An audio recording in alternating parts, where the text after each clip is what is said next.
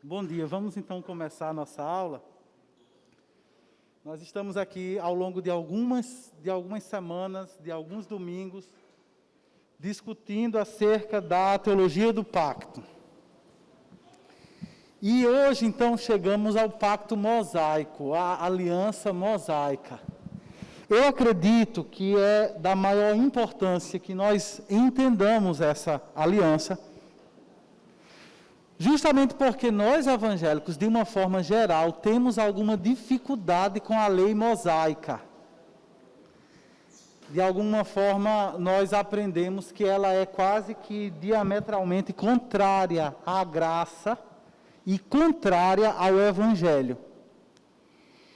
E eu acredito que, então, é justamente um entendimento mais apropriado dessa aliança mosaica que vai nos ajudar a ter uma melhor perspectiva acerca do que foi a lei no Antigo Testamento. Eu nem vou poder entrar hoje nessa aula, nesse assunto de lei versus evangelho, porque nós vamos ter uma aula especialmente sobre isso. E até porque nem daria tempo hoje, nesse curto período de tempo que a gente tem, tratar da aliança mosaica e tratar também da tensão entre lei e evangelho.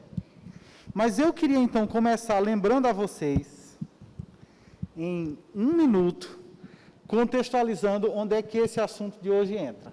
Vocês lembram que naquelas primeiras aulas nós falamos que Deus se relaciona com o homem dentro de uma estrutura. O relacionamento com Deus, o relacionamento de Deus com o homem, ele não se dá aleatoriamente, no nada, no vácuo. Ele se dá dentro de uma estrutura. Essa estrutura tem regras, tem formas específicas. E nós aqui discutimos que essa estrutura é, portanto, a estrutura da aliança. Se alguém me pergunta o que é que eu sou de Lide, eu sou esposo de Lide. Mas se alguém me pergunta o que é que eu sou de Mônica, eu sei, eu sou amigo de Mônica, eu sou irmão em Cristo de Mônica. Então, se uma pessoa me pergunta o que é que eu sou de Deus, ou em que tipo de relacionamento nós compartilhamos um relacionamento de aliança. Deus me inseriu graciosamente em uma aliança com Ele mesmo. E essa aliança, originalmente no Éden, foi chamada de aliança das obras, ou pacto das obras. Mas nós vimos que o nosso representante, Adão, ele falhou no pacto das obras. E essa falha trouxe condenação não apenas para ele mesmo, mas para toda a sua descendência. Porque ele havia sido colocado por Deus ali no jardim, não apenas para responder por si mesmo, mas para representar toda a humanidade, toda a sua descendência. E aí, tendo Adão incorrido em uma condenação, e tendo lançado toda a sua descendência em igual condenação, todos nós estaríamos eternamente condenados se Deus não tivesse sido gracioso e nos provido um escape. Esse escape, a gente chama ele de o pacto da graça. E aí eu estou fazendo aqui esse gráfico para lembrar para vocês que o pacto da graça, ele não é um pacto totalmente estranho, independente e diferente do pacto das obras.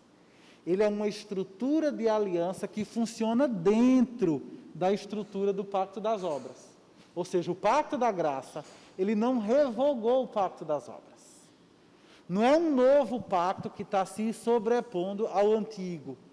É uma provisão da graça de Deus para que os descendentes de Adão, pelo menos alguns deles, possam escapar à condenação eterna. Então, esse pacto da graça, ele começou a ser revelado para Adão, logo após a queda, em Gênesis 3. Ali no meio do texto que fala da maldição da queda, Deus lança a primeira semente do pacto da graça. É Gênesis capítulo 3, versículo 15, quando ele diz que a semente da mulher esmagaria a cabeça da serpente. Então você tem ali essa primeira revelação do pacto da graça para Adão, ok? Depois esse pacto da graça vai ser ampliado na revelação para Noé. falamos aqui que, embora em Noé não haja nenhuma palavra de salvação explicitamente, mas em Noé houve uma aliança de preservação da vida, de forma que pudesse haver um cenário, pudesse haver um contexto, ao longo dos séculos, no qual Deus revelaria a sua salvação. Em Noé, Deus disse, eu não vou ficar destruindo a terra o tempo todo. Vai haver uma certa preservação da vida, de forma que possa ser implementado o pacto da graça e possa vir o Salvador. Depois, na aula anterior, vimos então a revelação do pacto da graça com Abraão. Importante. Muito importante. Deixa eu colocar aqui antes que dê tudo errado.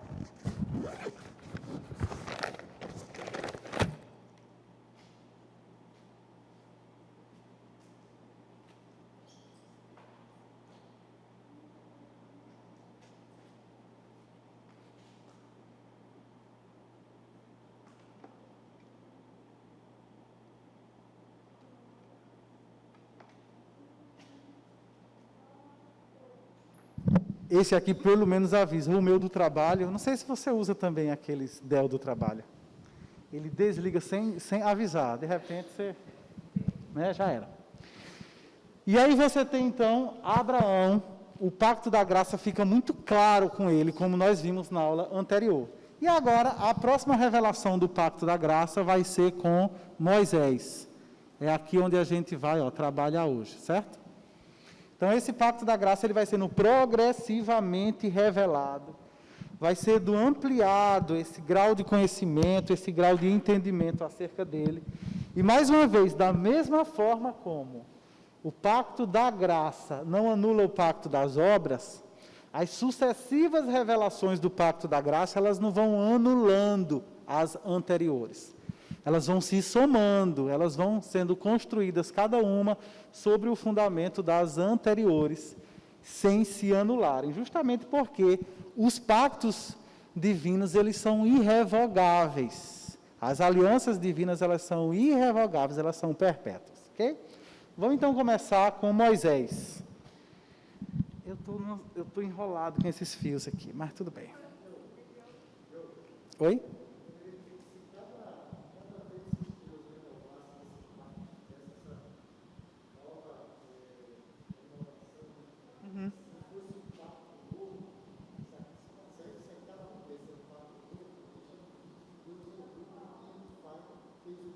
Sim.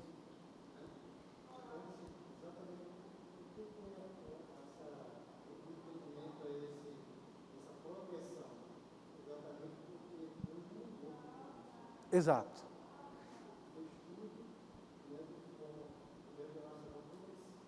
Exato.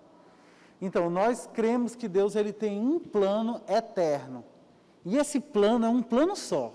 Deus não está mudando de ideia o tempo todo. E uma hora revela uma coisa para Adão, e outra coisa revela outra coisa completamente diferente para Abraão, e depois revela outra coisa completamente diferente disso. Não, é um plano só. Agora, esse plano, ele não é revelado todo de uma só vez. Ele é revelado aos poucos.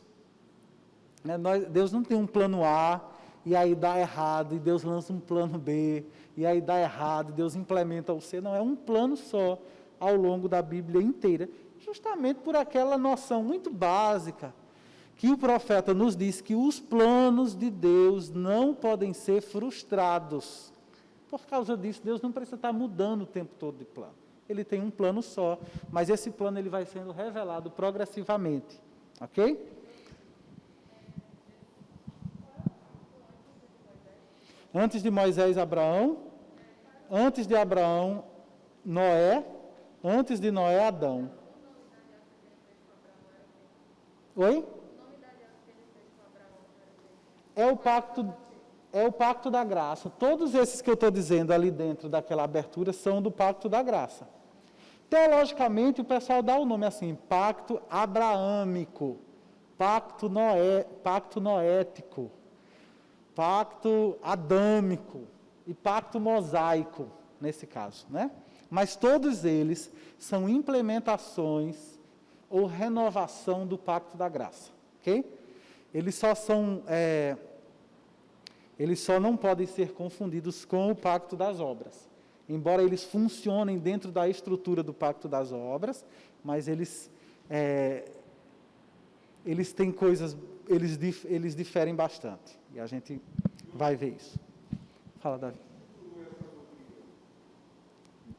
A doutrina do pacto. Tá. Então, desde os pais da igreja, você já tem assim registro de entendimento acerca dessas alianças. Agora, elas foram melhor sistematizadas na reforma. A reforma realmente... Você sabe que a reforma funcionou no princípio do voltar às fontes. Então, os reformadores voltaram às escrituras e voltaram também aos escritos dos pais, né? E aí, nessa volta, eles redescobriram a doutrina do pacto e eles puderam sistematizá-la, puderam desenvolvê-la melhor da forma como a gente conhece hoje.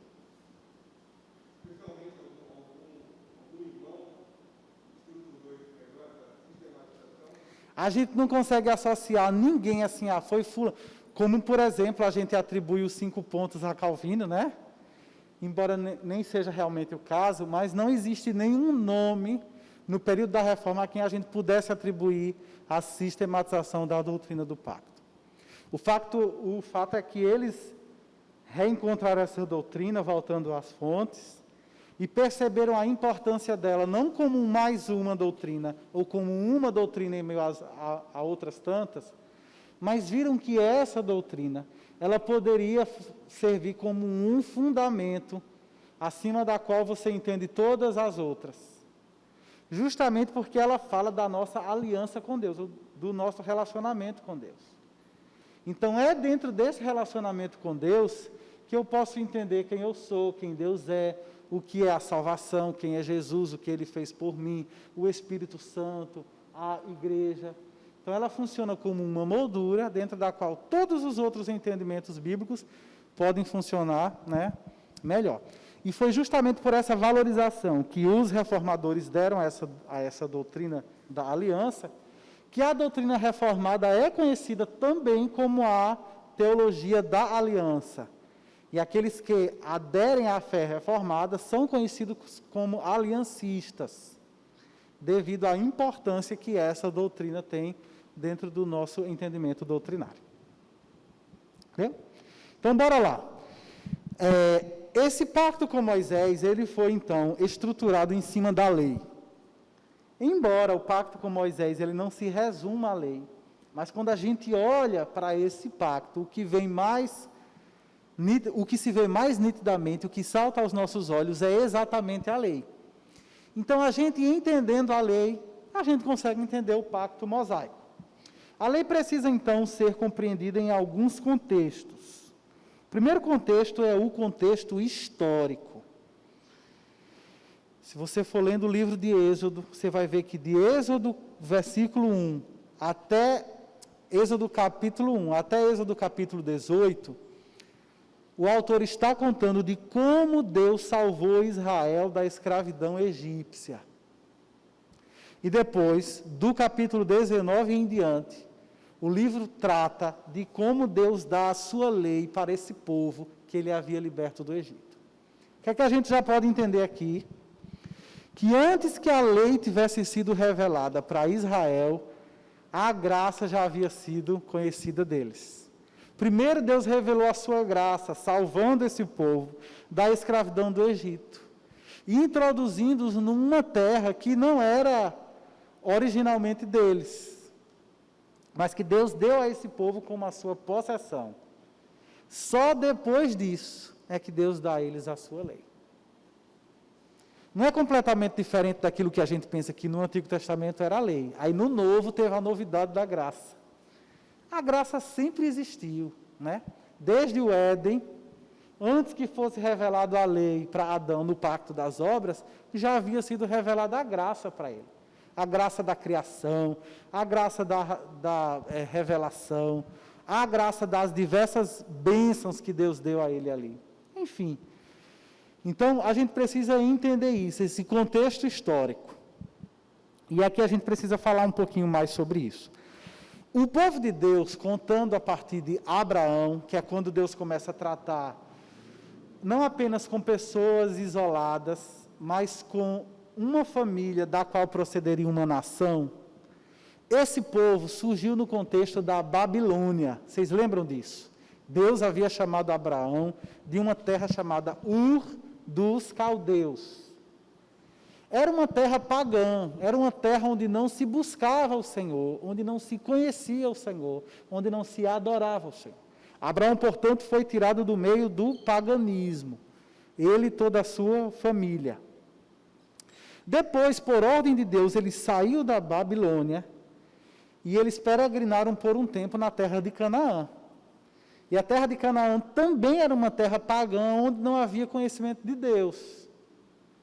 Exceto um caso assim bem excepcional que você vai ver, que é o do sacerdote, me ajudem, Melquisedeque. Pronto, um homem excepcional, que tinha um conhecimento de Deus no meio de uma terra pagã. E aí até vai se discutir se ele era mesmo um homem, se era uma figura, enfim, deixa isso para lá, né? Pela sua excepcionalidade. Mas a família de Abraão não consegue vaguear muito tempo por Canaã, porque como Deus mesmo antecipou para ele, lá no estabelecimento do pacto em Gênesis 15, os descendentes dele seriam escravizados no Egito por 400 anos. Então agora o povo de Deus que tinha saído da Babilônia, peregrinado em Canaã, agora vai passar 400 anos no Egito, outra terra pagã, que não tem conhecimento de Deus.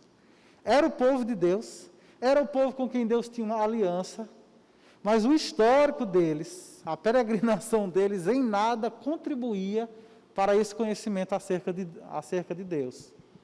Portanto, quando Deus salva esse povo do Egito, quando Deus liberta esse povo do Egito, Deus precisa agora se revelar para eles, para que eles saibam quem é esse Deus que os libertou.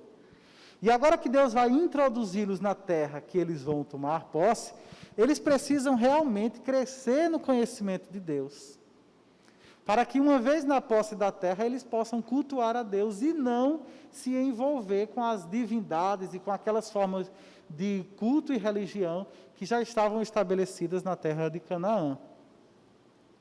Então, é nesse contexto de Deus tirar o seu povo do Egito e considerar a bagagem religiosa que eles tinham de 3 povos pagãos diferentes ao longo da sua história e a necessidade que eles tinham de conhecer o Deus dos seus antepassados. E às vezes a gente fica pensando assim, por que Israel não tomou posse da terra logo, né?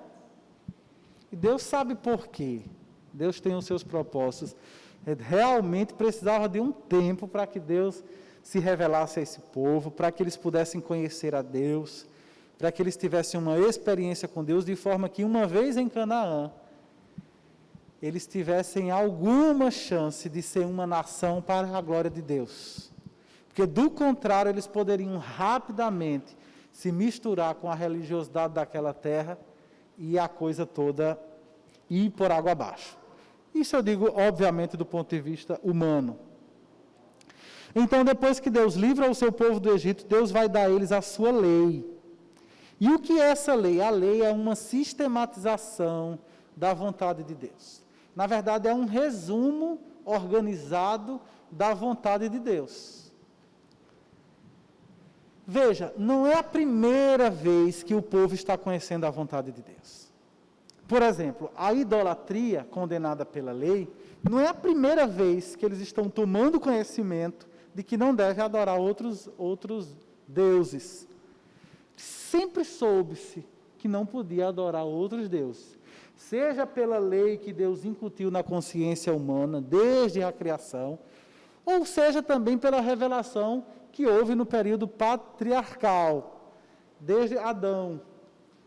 De forma, por exemplo, que antes mesmo que o povo tivesse conhecimento da lei, quando Moisés desceu do monte Sinai e viu aquela estátua do bezerro de ouro, o próprio Arão, na resposta que ele deu, já demonstrava que ele sabia que aquilo era errado. Moisés pergunta a ele, o que foi que você fez? E ele falou, eu não fiz nada. Eu joguei uns pedacinhos de ouro e saiu isso aí. Sim, como uma mágica. Ele estava fugindo da responsabilidade pelo fato de que ele sabia que aquilo era condenável. Da mesma forma, a observância do sábado. Embora isso viesse a ser explicitado na lei, mas o povo de Deus, desde a criação, já sabia que havia um dia que Deus havia santificado e separado. Antes mesmo que viesse a lei, o povo já conhecia isso. Tanto que quando a lei fala sobre o sábado, ele diz assim, lembra-te do dia de sábado para o santificar. Ou seja, eles precisavam apenas lembrar de algo que eles já conheciam. Ok? Matar, o último exemplo. Será que eles só vieram saber que era contra a vontade de Deus matar depois dos 10 mandamentos? Com certeza não. Desde Caim e Abel, e já tinha ficado muito claro qual era a vontade de Deus ali naquela situação. Mas a lei, então, era um resumo sistematizado da vontade de Deus. Esse povo que havia saído da Babilônia, peregrinado em Canaã, escravizado no Egito, ia agora tomar posse da terra, ia conhecer a graça de Deus, mas eles não poderiam viver a vida toda só conhecendo a graça de Deus, a bondade de Deus, os milagres de Deus. Se é que eles iam entrar numa relação de aliança, eles precisavam conhecer a vontade de Deus. Portanto, antes de tudo, a lei é um espelho, ou melhor, a lei é um retrato da vontade de Deus. Em última instância, a lei é um retrato da santidade, do caráter perfeito de Deus. E era olhando para essa lei que eles poderiam conhecer como era esse Deus que os havia libertado do Egito. Ok? Também a gente precisa entender a lei no seu contexto missional. Existe um princípio bíblico que tudo quanto Deus faz, Ele faz com um propósito. Isso é no Antigo, isso é no Novo também. Eu vou dar uns exemplos do Novo para vocês lembrarem. Jesus disse assim, não foste vós que me escolheste, mas fui eu que escolhi a vós. E não para por aí, aí tem tem uma finalidade. Fui eu que escolhi a vós, para que vades, deis frutos, e o vosso fruto permaneça. Ou seja, Jesus está dizendo que Ele nos escolheu, mas essa escolha tem um propósito, é que nós frutifiquemos. É que nós glorifiquemos a Deus a partir disso. O apóstolo Pedro também diz a mesma coisa. Vós sois nação santa, povo de propriedade exclusiva de Deus, sacerdócio real. Para quê? Quem lembra do versículo? O que é que diz na sequência? Está lembrando? Para que manifesteis as virtudes daquele que vos chamou das trevas para a sua maravilhosa luz. Então, se Deus estava libertando esse povo do Egito, não era para nada. Não era apenas para que eles pudessem ter vida boa em Canaã. Deus tinha um objetivo missional nisso.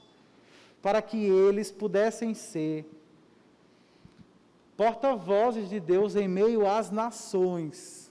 A libertação que Deus estava trazendo para esse povo do Egito era um testemunho da grandeza e da superioridade de Deus para as nações que observavam isso aí. E a gente viu isso acontecer ao longo do livro de Êxodo. À medida em que esse povo peregrinava no deserto, as nações que observavam esse fato histórico, elas ficavam boquiabertas, dizendo, quão grandes coisas Deus tem feito pelo seu povo. Agora, como é que esse povo poderia ser uma vitrine da graça de Deus? Uma vitrine da bondade de Deus? Como é que esse povo poderia brilhar na escuridão das nações à sua volta? Como é que eles iam conseguir fazer isso? Como é que eles conseguiriam dar um bom testemunho? Como é que eles poderiam brilhar? Deus dá a eles um passo a passo. Eles não precisavam inventar uma forma de brilhar entre as nações. Era só eles obedecerem à lei, que o povo observaria essa qualidade de vida deles, e as nações glorificariam isso, glorificariam a Deus por isso. Êxodo 19 diz assim, vocês viram, isso é Deus falando ao seu povo, vocês viram o que eu fiz ao Egito, e como os transportei sobre asas de águias, e os trouxe para junto de mim. Agora, se me obedecerem fielmente, e guardarem a minha aliança, guardar a aliança é obedecer a Deus, é guardar as estipulações desta aliança. Vocês serão o meu tesouro pessoal dentre todas as nações. E embora toda a terra seja minha, vocês serão para mim um reino de sacerdotes e uma nação santa. Vocês veem como a linguagem de Êxodo 19 é completamente semelhante àquela de Pedro? Tudo que Pedro diz lá naquele versículo está dentro aqui do texto de Êxodo. O sacerdócio real, a nação santa, o tesouro pessoal, né? E até quando ele diz assim, para que manifesteis as virtudes daquele que vos transportou do império das trevas para a sua maravilhosa luz, ele está usando a palavra transportar, que Deus havia dito, que os havia transportado sobre asas de águia, os tirando do Egito. Então, Pedro usou tudinho que ele conhecia do texto de Êxodo aqui, e está aplicando para a igreja. Por causa disso, então, você vê que para que eles fossem um reino de sacerdotes, para que eles fossem uma nação santa, em meio a uma multidão de nações pagãs, eles precisariam fazer o quê? Obedecer fielmente e guardar a minha aliança. Sabe uma coisa que a gente não percebe? Principalmente o ímpio, ele acha que a lei é uma forma de Deus demonstrar a sua capacidade de ser um desmancha-prazeres cósmico, né? De tolher a nossa liberdade, de tirar aquilo que a gente gosta. O que a gente não percebe muitas vezes é que a lei é um grande produto da graça de Deus. Porque se Deus não revelasse como é que nós deveríamos viver para a sua glória, se por algum acaso algum de nós quisesse viver para a glória de Deus, essa pessoa teria que descobrir por si só, como quem busca um tesouro escondido. A pessoa ia ter que dar um jeito de subir no céu, de descer no mar, como diz o Salmo, né, para encontrar essa revelação de como é que Deus quer que a gente viva. Então, Deus não brinca de esconde com a gente. Ele se revelou, ele disse, eu quero que vocês vivam assim. Essa revelação da vontade de Deus é algo muito gracioso. Nós não precisamos jejuar de se acabar para descobrir qual é a vontade de Deus. A gente não precisa sair por aí consultando profetas e profetisas para descobrir qual é a vontade de Deus. A vontade de Deus foi revelada graciosamente na sua palavra. E a gente pode obedecer sob a ação santificadora do Espírito Santo em nossa vida. Ok? Mas, por fim, a gente precisa entender a lei também no seu contexto pactual. Gente, lei e pacto tem tudo a ver. Essa história da libertação do Egito é uma história pactual. Êxodo capítulo 2 fala sobre isso. Diz que os israelitas gemiam e clamavam debaixo da escravidão, e o seu clamor subiu até Deus. Ouviu Deus o lamento deles e lembrou-se de quê? Lembrou-se da aliança que fizera com Abraão, Isaque e Jacó. Deus olhou para os israelitas e viu qual era a situação deles. Então Deus decide libertar o seu povo por causa de uma aliança que havia com os seus antepassados. E as alianças, da forma como era conhecido no Antigo Oriente Próximo, não era apenas de direitos, elas incluíam também deveres. Uma vez que um povo era acolhido em aliança num reino maior, um povo vassalo era recepcionado por um reino suzerano, eles tinham não apenas o direito de ser alimentado, protegido e cuidado, mas eles tinham os deveres também para com aquele rei suzerano. Então, da mesma forma, não poderia haver uma verdadeira aliança entre o povo de Israel e Deus, se não houvesse também as leis. Portanto, a lei, ela confirma que Deus havia entrado em aliança com o seu povo. Quando a gente estuda um pouco da história e pensa como eram esses tratados de suzerania, como eram essas alianças que se estabeleciam entre reinos na antiguidade, você vai ver que, de uma forma geral, haviam alguns elementos comuns em todos esses pactos. Primeiramente, havia um prefácio, ou seja, uma abertura, né, da aliança. Nessa abertura, geralmente, o rei suzerano, ele se identificava. Depois havia um prólogo histórico, ou seja, o suzerano dava algumas palavras resumindo o que é que ele havia feito por aquele povo, ou como ele havia acolhido aquele povo em seu reino. Aí vinham as obrigações, né? Uma vez que eu acolhi vocês, vocês têm tais e tais e tais obrigações. São esses os deveres que vocês têm agora para comigo, como um povo vassalo. Depois havia o depósito e a leitura pública. O que é isso? Essas leis, essas estipulações do pacto, elas eram lidas para aquela nação que estava sendo obrigada por elas. E tendo uma vez lido diante da nação, essa lei ela era depositada no templo do rei suzerano, ou no templo da divindade do rei suzerano. Vocês entenderam isso? Havia um povo menor, havia um povo maior. O povo menor era acolhido dentro desse grande império, tinha direitos e deveres. Esses deveres eram lidos solenemente para toda a nação que havia sido acolhida, e depois que era feita a leitura, procurava-se pelo templo do Deus, do rei suzerano, e era feito um depósito da lei ali. Periodicamente, esse texto era retirado do depósito no templo para ser lido outra vez ao povo. Então, havia essas leituras solenes frequentes. Havia também uma lista de testemunhas. Sempre que se celebrava um pacto, haviam testemunhas das estipulações e, por fim, haviam as bênçãos e maldições. Quando a gente, então, parte para esse capítulo 19 e 20 do livro de Êxodo, é justamente todos esses elementos que a gente consegue ver. Primeiro, existe um prefácio, no qual o Senhor suzerano, o Senhor do pacto, da aliança, se identifica. Êxodo 20, versículo 2 diz: eu sou o Senhor, o teu Deus. É assim que começa o texto dos 10 mandamentos.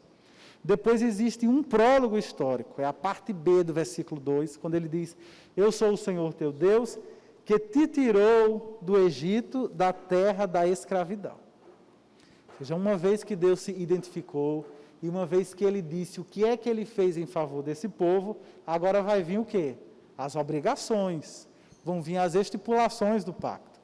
Não terás outros deuses diante de mim, não farás para ti nenhum ídolo, não tomarás em vão o nome do Senhor teu Deus, lembra-te do dia de sábado para santificá-lo, e o restante dos 10 mandamentos.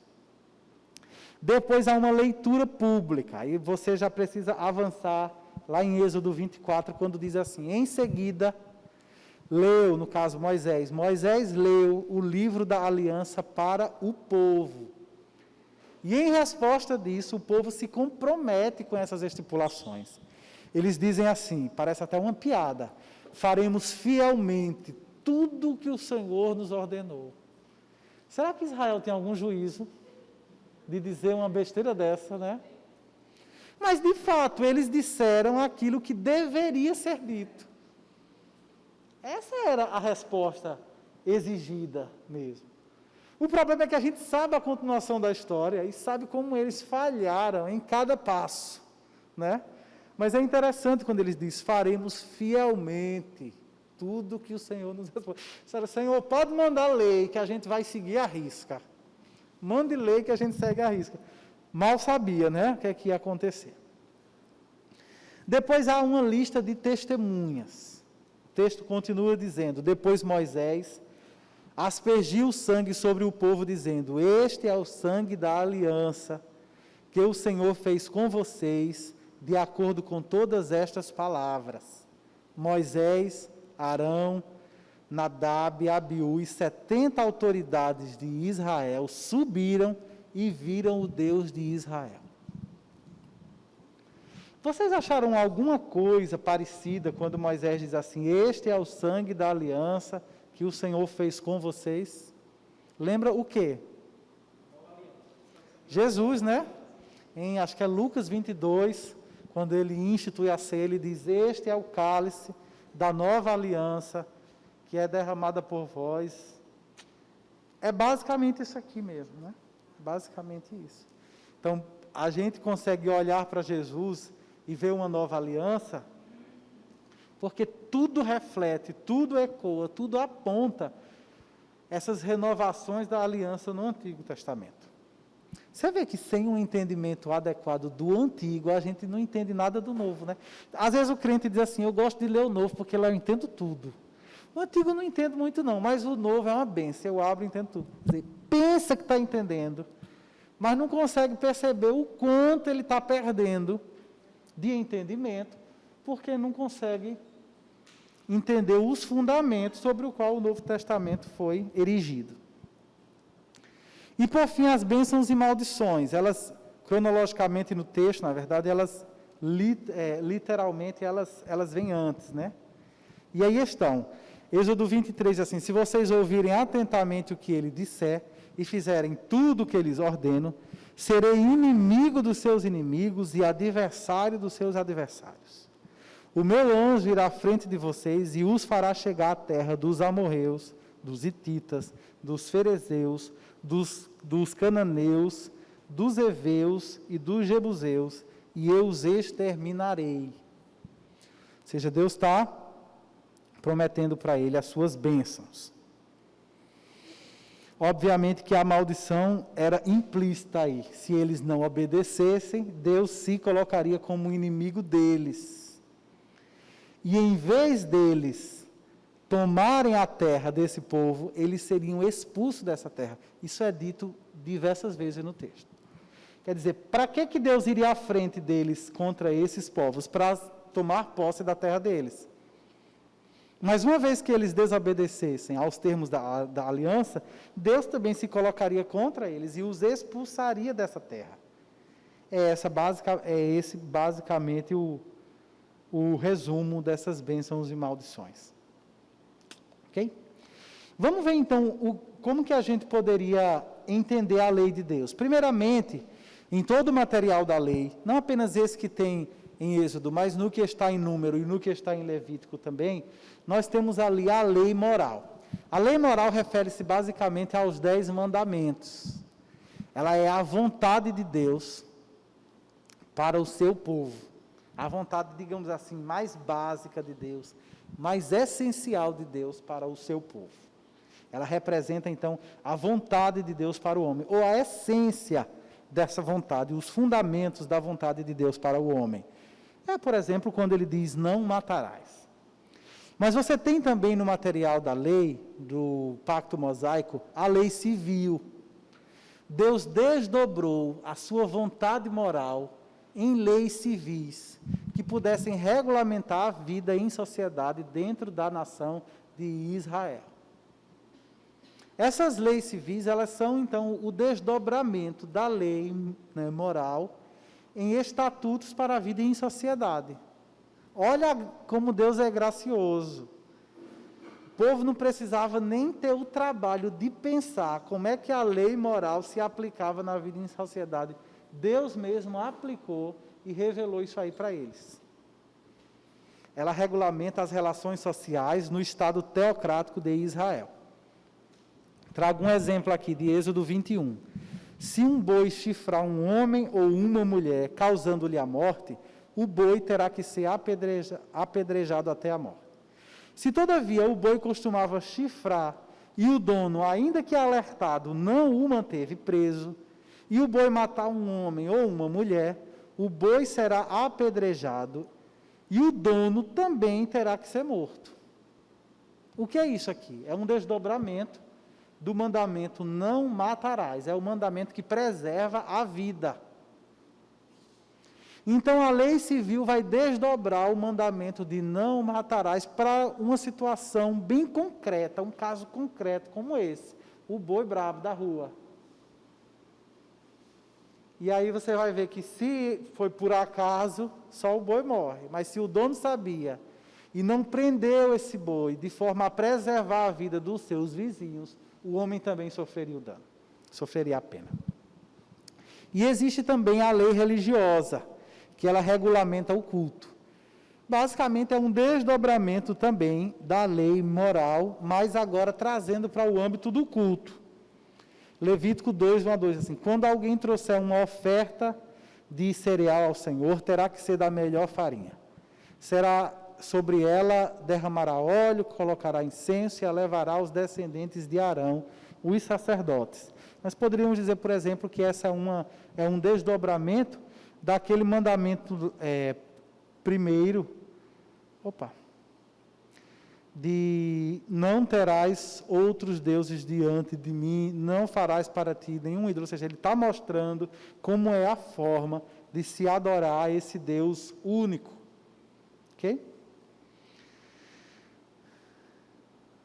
Bem,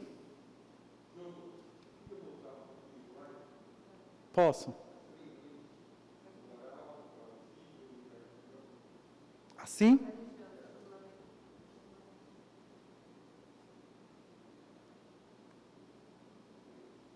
Qual que era então a importância dessa lei na aliança mosaica? Qual que era a importância dessa lei para o povo de Deus naquela época? Primeira coisa eu já tinha dito, essa lei era como um retrato do Deus a quem eles deveriam adorar, do Deus que os havia liberto do Egito, do Deus que os estava conduzindo para uma terra, desse Deus do qual eles iriam testemunhar na terra de Canaã. Era a partir da lei que eles poderiam conhecer a Deus. Já que eles não poderiam fazer nenhuma imagem de Deus, já que eles não poderiam fazer representações físicas de Deus, nem criar lendas acerca de Deus que dissesse como que esse Deus é. Se eles quisessem conhecer a lei, eles poderiam olhar. Se eles quisessem conhecer a Deus, eles poderiam olhar para a lei. E a lei, então, apontava para essa perfeição do ser de Deus, especialmente para essa perfeição moral.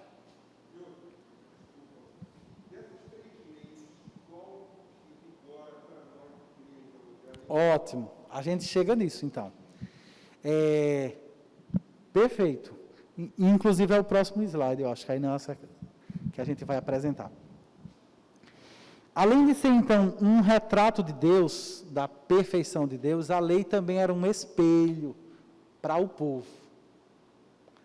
Porque à medida em que eles conseguiam ver a Deus nitidamente através da lei, era muito óbvio que eles se comparassem e vissem o quanto eles estavam moralmente afastados desse Deus. Então, ao mesmo tempo que a lei era um retrato da grandeza de Deus, um retrato da santidade de Deus, a lei também era um espelho que revelava a pecaminosidade de cada um deles. Depois que eles disseram naquele dia, vamos seguir a risca, todos os dias, olhando para a lei, eles tinham a oportunidade de se ver nesse espelho e de perceber o quanto eles não tinham capacidade de cumprir com aquela promessa que eles haviam feito. Em terceiro lugar, a lei também era, digamos assim, uma placa, um sinal. Uma vez que eu sei que Deus é santo, e uma vez que eu sei que eu sou pecador, o que é que eu preciso? Eu preciso de um Salvador, eu preciso ser salvo da condenação iminente que para sobre mim. Então, por um lado, a lei mostrava quem Deus é. A lei também mostrava quem eles eram, quem Israel era, e a lei também mostrava para eles o quanto eles precisavam de salvação, tá? Quanto eles precisavam de salvação. Vamos aqui então. A lei hoje, a gente vai ter uma aula só sobre isso, sobre lei e graça, mas eu acho que é muito importante a gente pelo menos antecipar isso aqui. Se nós estamos dentro do pacto da graça, se o pacto mosaico é uma revelação do pacto da graça, será que nós estamos, então, completamente obrigados por todos os termos dessa lei? O Novo Testamento vai nos ensinar que não. A lei moral, ela é afirmada na Bíblia toda, de Gênesis a Apocalipse, nós afirmamos a lei moral de Deus. As palavras de Deus nos 10 mandamentos, elas têm a mesma força autoritativa para mim hoje que tinha para um israelita, quando a revelação foi dada no deserto. Em relação à lei religiosa e à lei civil, nós não podemos dizer a mesma coisa. Elas tinham um objetivo temporário. A lei civil regulamentava a vida teocrática no Estado de Israel. Como nós não vivemos e nem existe mais esse Estado teocrático de Israel, então nós não precisamos seguir a lei civil. Nós fomos desobrigados dela, né? É óbvio que nós desejamos que as leis do nosso país, em algum sentido, reflitam a vontade de Deus, não é? Então, se a lei de Deus preserva a vida, a gente deseja que as leis do nosso país, da nossa nação secular, também preserve a vida. Mas nós não estamos debaixo do Estado teocrático de Israel. E também você tem a lei religiosa que regulamentava o culto no templo. E especialmente essa lei regulamentava o sistema sacrificial de culto. E hoje nós não temos nem uma coisa nem outra. Nós não temos o templo e nós não temos o sistema sacrificial de culto. E isso não é um templo, tá, gente? No sentido bíblico da coisa. Não confundam esse espaço de reunião com o templo de Israel. Embora a gente chame isso de templo, né? Mas não é um templo no sentido bíblico. Você sabe que no sentido bíblico o templo era um só. Não tinha um em cada bairro. Era um só no país inteiro. Nenhuma cidade sequer. Um só no país inteiro. E não era um lugar como esse, onde as pessoas se sentam para ouvir alguém pregar. O templo era o lugar do sacrifício. Era o lugar onde se imolavam, onde se sacrificavam os animais e se apresentavam as outras ofertas. Então não tinha cadeira, não tinha microfone, não tinha púlpito. O que tinha era altar, tesoura, bacia, faca, para cortar, gancho para remover a brasa, pá para tirar a cinza. Era um lugar bem diferente, um aspecto bem diferente desse aspecto limpinho, branquinho, cheiroso que a gente tem aqui. Ok? Então nós não temos a vida civil do Estado teocrático de Israel e nós não temos as formas de culto do Israel. Por causa disso, essas leis, elas foram para nós abolidas, uma vez que elas foram integralmente cumpridas por Cristo. Cristo as cumpriu integralmente e, por causa disso, elas já não nos obrigam. Mas, por outro lado, a gente precisa entender que, embora a letra da lei não nos obrigue integralmente, o espírito da lei, ou seja, o que estava por trás de cada um desses mandamentos, deve ser considerado por nós, ainda hoje. Eu já dei esse exemplo diversas vezes aqui nas nossas aulas de hermenêutica. Quando a gente olha para uma lei e a gente vê, não, isso aqui é uma regulamentação do Estado teocrático de Israel. Eu não estou mais obrigado por ela, mas eu não devo abandoná-la só por isso. Eu devo pensar, o que é que está por trás dela? Para que aspecto da vontade de Deus essa lei apontava? E como que eu poderia aplicar isso no meu contexto hoje? Então, por exemplo, havia uma lei em Levítico 19:10 que diz que o agricultor não poderia passar 2 vezes pela sua vinha. Passar no sentido de colher, tá? Não passem 2 vezes pela sua vinha, nem apanhem as uvas que tiverem caído, né? Deixem-nas para o necessitado e para o estrangeiro. Eu sou o Senhor, o Deus de vocês. É justamente pela existência dessa lei que a gente vê Ruth catando espigas. Os ceifeiros passavam primeiro, não podia passar de novo, nem podia pegar o que tinha caído no chão. E aí vinha Ruth com as outras pessoas empobrecidas e vinham recolhendo para si, né? Bem, essa lei já não nos obriga hoje, mas eu acho que existe um espírito da lei por trás dela, que reflete a vontade de Deus. Que cada um de nós não pense apenas em si mesmo, mas pense no outro e lembre especialmente do necessitado, não é? Ele que lembre especialmente do necessitado. Então, de quais formas nós poderíamos aplicar, não a letra da lei, mas o espírito dessa lei hoje para nós? Ok?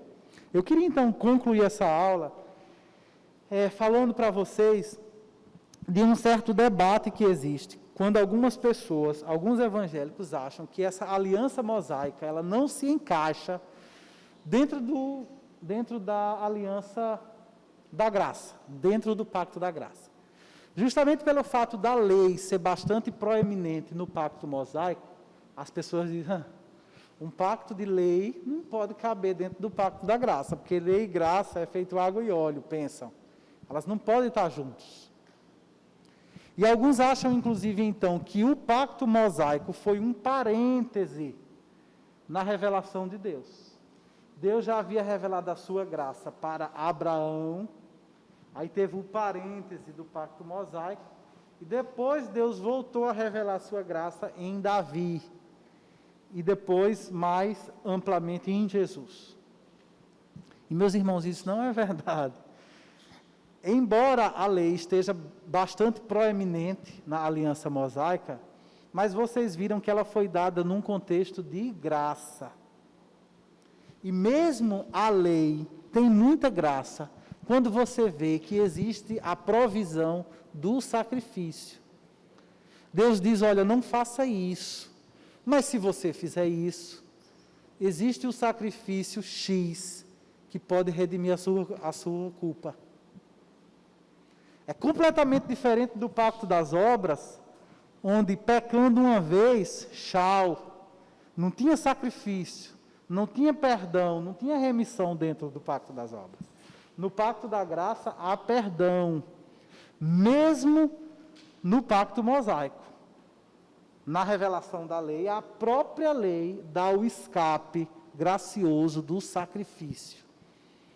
E ali uma lição que vai sendo dada de que a minha falta pode ser perdoada baseado no derramamento de sangue de um terceiro.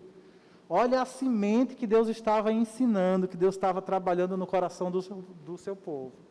Cada vez que uma pessoa pecava, um animal era sacrificado, e baseado na morte desse terceiro, o meu pecado poderia ser absolvido. O que é que Deus estava querendo ensinar ao seu povo? Para que Deus estava preparando o seu povo? Né? Para a revelação da morte de Cristo, da morte substitutiva de Cristo.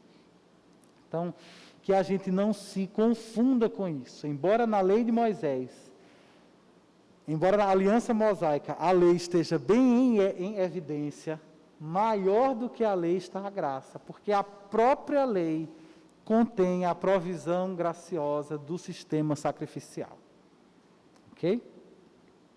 Por causa disso, a gente então deve entender que ela se encaixa perfeitamente dentro da estrutura da aliança da graça. Existe apenas um aspecto bem específico, e aí eu queria que vocês entendessem isso assim.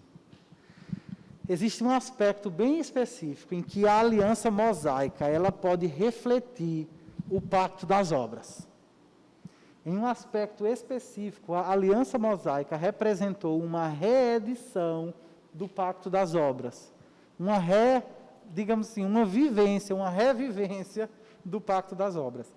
É em relação à nação Israel. Não em relação à salvação pessoal de cada israelita, mas em relação à nação de Israel. Por quê? Se você pensar bem, a formação dessa nação, a formação desse povo, ela reflete muito, ela aponta muito, ou ecoa muito o relato da criação. Vocês lembram de quando, antes da criação, o texto de Gênesis 1 diz que o Espírito Santo pairava sobre as águas? Da mesma forma, quando essa nação está caminhando pelo deserto, e o deserto é um lugar tão caótico quanto um abismo, as águas do caos, né, de Gênesis 1. A Bíblia diz que, em certo sentido, o Espírito Santo pairava sobre eles. Havia uma coluna de nuvem, uma coluna de fogo e uma nuvem que pairava sobre esse povo e os conduzia. Da mesma forma que em Gênesis 2, o lugar de habitação do ser humano é descrito como um jardim de delícias, a terra para onde eles estão sendo conduzidos também, ela é descrita na Bíblia como um jardim de delícia. Diz a Bíblia que é uma terra boa, onde mana leite e mel. Ou seja, em um certo sentido, essa Canaã era uma reedição do Éden também. E da mesma forma como Deus tinha dito para Adão, que se ele obedecesse, ele viveria, se ele desobedecesse, ele morreria. E quando ele desobedeceu, ele foi expulso da terra, do jardim. A mesma coisa Deus disse para o povo: se vocês não obedecerem às minhas leis, vocês serão expulsos desta terra. O que de fato aconteceu no exílio babilônico. Então, em um certo sentido, considerando a nação, o pacto mosaico representou uma reedição do pacto das obras. Não é interessante isso? E por que precisava ser assim? Para que Jesus, o nosso mediador, ou o nosso segundo Adão, pudesse, em algum sentido, ter um contexto de pacto das obras no qual ele pudesse vencer por nós. Então, Jesus nascendo dentro dessa nação, ele pôde vencer para nós o pacto das obras. Ele obedeceu à lei que foi dada. Ele, portanto, cumpriu todas as estipulações do pacto das obras, de forma que ele pudesse nos dar a recompensa da vida. O pacto da graça só funciona e só atinge os seus objetivos porque alguém cumpriu o pacto das obras, Jesus. E para que isso acontecesse, em algum sentido, era necessário que a nação revivesse esse pacto das obras. Agora entenda isso, eu estou dizendo assim, em algum sentido, tá? Em um sentido mais profundo da coisa, a gente pode observar isso. Mas de uma forma geral, pensando inclusive na salvação, no relacionamento de cada pessoa com Deus, o pacto mosaico é uma renovação e uma revelação do pacto das obras. Amém? Perguntas? Vamos orar? Pai querido, nós queremos te agradecer por esse dia. Nós queremos te agradecer por essa semana que está iniciando hoje. Nós queremos te agradecer pela tua graça. Tem sido revelada nas nossas vidas de tantas formas, como também foi revelada ao teu povo ao longo dos séculos. Que o Senhor nos ajude a andar em sua presença, que o Senhor nos ajude a valorizarmos a sua santa lei, que todos os dias, ó Pai, que diariamente tenhamos esse objetivo, de nos expormos à ação santificadora do Teu Espírito, de forma que nós possamos não apenas obedecer, mas que, como diz o Salmo 1, que venhamos a ter prazer na Tua lei, e a meditar nela de dia e de noite, de forma que a nossa vida, a nossa existência, as nossas decisões, as nossas atitudes, que tudo isso venha a refletir cada vez mais e mais o Teu caráter santo. Nos ajuda, Deus, a entender que nós estamos numa relação de aliança contigo, de que Tu és o Senhor da aliança e que nós Te devemos total reverência e obediência nessa vida. Nós Te pedimos isso em nome de Jesus. Amém.